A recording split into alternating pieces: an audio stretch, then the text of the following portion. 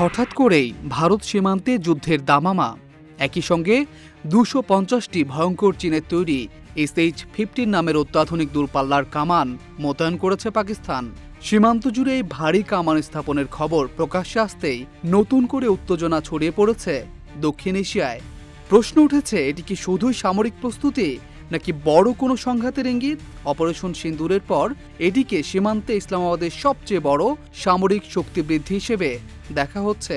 ভারতীয় সংবাদ মাধ্যম ইন্ডিয়া টুডের এক প্রতিবেদনে বলা হয়েছে, চীনের রাষ্ট্রায়ত্ত প্রতিরক্ষা প্রতিষ্ঠান নারিনকোর তৈরি SH-15 নামের অত্যাধুনিক দূরপাল্লার কামান মূলত চীনা সেনাবাহিনীর ব্যবহৃত একটি যুদ্ধ কামানের রপ্তানি সংস্করণ। এই কামান ব্যবস্থা দ্রুত মোতায়েন ও উচ্চ গতিশীলতার জন্য ডিজাইন করা হয়েছে। এটি ঘন্টায় ৯০ কিলোমিটার পর্যন্ত গতিতে চলতে পারে এবং দুর্গম এলাকায় দ্রুত অবস্থান পরিবর্তনে সক্ষম। নির্ভুলভাবে গোলাবর্ষণের সক্ষমতার কারণে এগুলোকে আধুনিক যুদ্ধক্ষেত্রে অত্যন্ত কার্যকর অস্ত্র হিসেবে বিবেচনা করা হয়।